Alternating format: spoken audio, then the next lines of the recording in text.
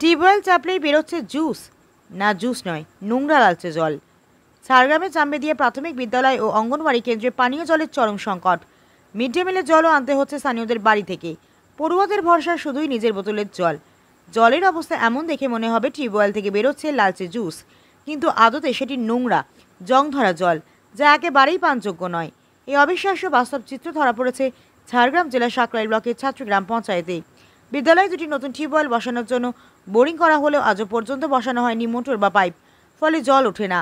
পুরনো দুটি টিউবওয়েলের মধ্যে একটি পুরোপুরি বিকল, আর অন্যটি থেকে বেরোচ্ছে রাঙা নোংরা জল, যা কোনোভাবেই শিশুদের পান করার উপযুক্ত নয়। এখন ভরসা শুধু পড়ুয়াদের নিজস্ব জলের বোতল।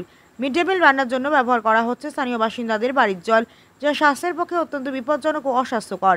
বিদ্যালয় শিক্ষক শিবাশিস পৈরা জানিয়েছেন, এই সংকট বহুদিন ধরেই চলছে। বারবার প্রশাসনকে জানানো হলেও এখনও কোনো স্থায়ী সমাধান হয়নি। পড়ুয়াদের স্বাস্থ্য নিয়ে আমরা গভীরভাবে চিন্তিত, যা নিয়ে শুরু রাজনৈতিক চাপানুতোর। তৃণমূল নেতৃত্ব জানিয়েছেন দ্রুত ব্যবস্থা নেওয়া হবে, কিন্তু বিজেপি কড়া ভাষায় আক্রমণ করে জানিয়েছেন তৃণমূলের কাজ এখন শুধু নিজেদের পকেট ভরানো, সাধারণ মানুষের সমস্যা নিয়ে কারো কোনো মাথা ব্যথা নেই। শিক্ষা ও পুষ্টি খাতে কোটি কোটি টাকা, তবু বিদ্যালয়ে জল নেই। একদিকে রাজ্য সরকারের কোটি কোটি টাকা শিক্ষা ও পুষ্টি প্রকল্প, অন্যদিকে একটি প্রাথমিক বিদ্যালয়ে জলও নেই। এই প্রশ্নে কাঠগড়ায় রাজ্যের প্রশাসন। এইভাবে চলতে থাকলে শিশুদের শিক্ষা ও স্বাস্থ্য দুটি চরম বিপদের মুখে পড়বে বলে আশঙ্কা এলাকাবাসীর।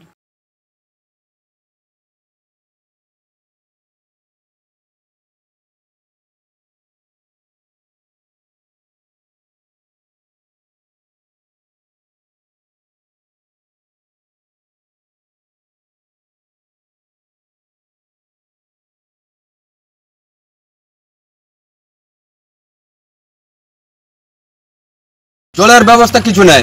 আচ্ছা, এখানে জলটা অঙ্গনওয়াড়ি স্কুলে একটা ছেলে পায়খানা করবে, ছোট বাচ্চা, জল কোথাও লোকের বাড়ির থেকে মেঘে আনা হয়। জল কেন জল নেই? কেন জল নাই? কিন্তু কল আছে, জল নাই। জলের সমস্যা আমাদের এখানে চলছে প্রথম থেকে। আচ্ছা, যদিও আমাদের এখানে একটা টিউবওয়েল আছে, কিন্তু ওটা পুরো আয়রনযুক্ত জল, বাচ্চাদের খাওয়ার অনুপযুক্ত জল। এবং সবথেকে বড় জিনিস হচ্ছে যে আমরা মিড ডে মিল রান্নাটাও করতে পারি না ঠিকঠাকভাবে। কাছের বাড়ি আছে, ওই বাড়ি থেকে আমাদেরকে জল আনতে হয়। জল এনে মোটামুটি আমাদের কোনো মতন করে রান্নাটা আমাদের করতে হয়। এবারে খাবার অনুপযুক্ত জলের জন্য বাচ্চাদের সমস্যাটা প্রচুর। বাচ্চারা ওই বাড়ি থেকে জল নিয়ে আসে, কোনো মতন করে মোটামুটি আমাদের এখানে জলের সমস্যাটা হচ্ছে সব থেকে বড় ফ্যাক্টর। কিন্তু বর্তমানে হয়তো অতিবৃষ্টির ফলে টিউবওয়েলের জলটা একটু ঘোলা টাইপের হয়ে গেছে। সেটা আমাদের জিপি থেকে বা পঞ্চায়েত সমিতি থেকে আমরা সেটার ব্যবস্থা করব। আর যে বোরিংগুলো হয়েছে এগুলা 1-1.5 বছর হয়ে গেল, সেগুলোতে এখনও কানেকশন দেওয়া হয়নি। আমরা কানেকশনের জন্য ব্লক এবং জেলাতে জানিয়েছি।